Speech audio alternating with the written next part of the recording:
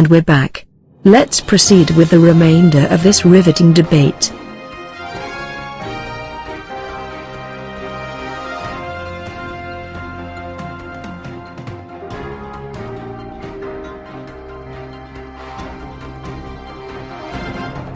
As a result of the economic downfall of 2008, millions of workers were laid off.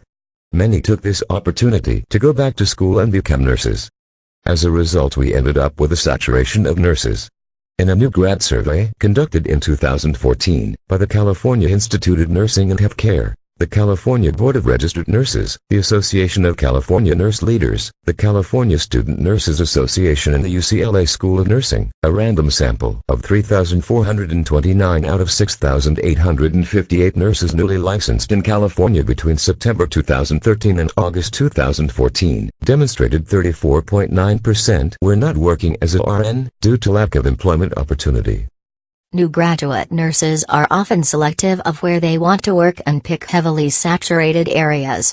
Further, the dropout rate within first year of employment is 1 in 5. Residency programs have decreased this rate, although most programs do not have a minimum commitment to the employer. New grads do not sign contracts, and most bachelor-degreed new grads remain at the bedside for only 18 months before advancing their education or leaving the profession altogether. Foreign nurses are not as selective and fill gaps in areas such as long-term care, and in rural areas where it is even harder to find qualified nurses. Recruiting foreign nurses is advantageous for the U.S. since they all must go through an attestation process that ensures a minimum stay at the employing hospital. This clause is stipulated in the Immigration Nursing Relief Act. Foreign nurses are useful in the care of long-term patients as they are not free to leave their jobs and go before the stipulated time period is over.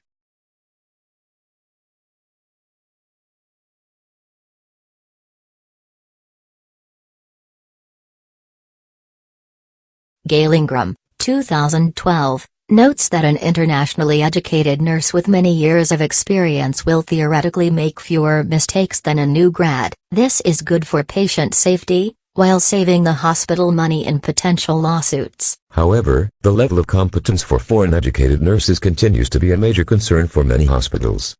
This has originated from the concern that foreign countries, particularly the developing nations, lack the capacity to train professional nurses effectively within the context of modern nursing techniques and practice. More importantly, we know that like cultures caring for like cultures yields positive patient outcomes. We also know that the Filipino nurses have outpaced the communities they serve. Bob, a key concern related to foreign nurses is whether they provide high-quality services to the U.S. patients. The Commission on Graduates of Foreign Nursing Schools, CGFNS, was established in 1977 to ensure foreign nurses' technical and cultural competence, prior to employment in U.S. healthcare institutions. We heard some really great arguments from both the pro and con sides of foreign nurse recruitment. Now, let's shift gears and talk about the ethical issues behind these opinions. Ethical principles central to foreign nurse recruitment by developed countries are social justice, autonomy, non-maleficence, human rights, and principle of double effect. According to the principle of double effect, it is morally permissible to perform an act that has both a good effect and a bad effect if all of the following conditions are met. The act to be done must be good in itself or at least indifferent. The good effect must not be obtained by means of the bad effect.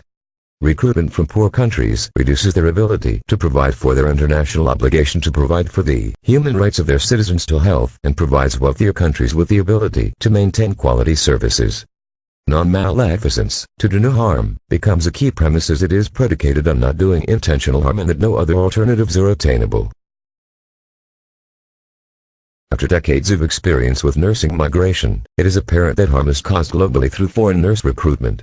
Once harm is known, as discussed, non-maleficence is negatively affected through continued recruitment from countries who can ill afford to lose their nursing resources. Bob, you make some excellent points which are difficult to argue. It is important to note that non-maleficence also supports the pro-arguments for hiring foreign-trained nurses. The U.S. has several geographical areas and domains in healthcare that are severely underserved, which leaves U.S. patients at risk. I would also remind you that the experience gained by the foreign nurses while working in the U.S. is of benefit upon the nurses' return to their home country. Although foreign nurses provide the needed source income to their domestic relatives, the resultant drain on their country's healthcare institutions far outweighs the gains on the economic front. Due to emigration, the insufficient numbers of trained healthcare registered nurses compounded by the high acuity patients to care for has created a healthcare crisis in most developing countries, resulting in inequities in healthcare and poor health outcomes. It is clear that there are several ethical concerns that arise as a result of the U.S. actively recruiting foreign-trained nurses to fill gaps in our system.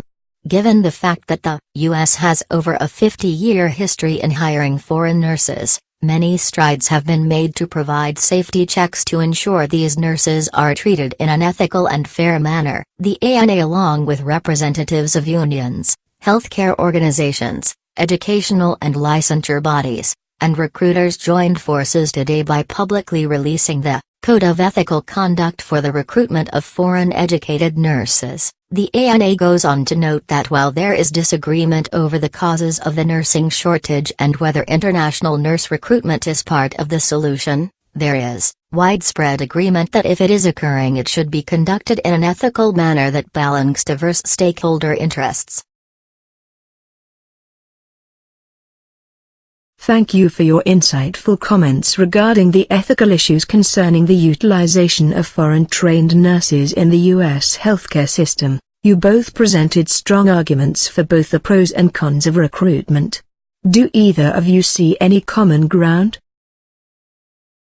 If the U.S. maintains its role as a major foreign nurse recruiter, then we should join in international dialogue, which should focus on recruitment practices, as well as equal emphasis on strategies to reform work environments to improve nurse retention and reduce avoidable demand. A broader-based workforce that balances foreign nurse recruitment, domestic production, and concerted retention efforts is needed to ensure that the nursing care needs of the public will be met. Thank you, Bob. I have a few final thoughts as well. First, all countries must strive to attain self-sufficiency in their healthcare workforces, without generating adverse consequences for other countries. Second, developed countries must assist developing countries to expand their capacity to train and retrain physicians and nurses, to enable them to become self-sufficient. Thirdly, all countries must ensure that their healthcare workers are educated, funded and supported to meet the healthcare needs of their populations. And lastly, action to combat the skills drain in this area must balance the right to health of populations and other human rights. I would like to thank our two presenters for providing us with some interesting thoughts on the pros and cons of foreign nurse recruitment. Hey! Bob, Cynthia, where are you going? Yes, you too. Over there. Get up.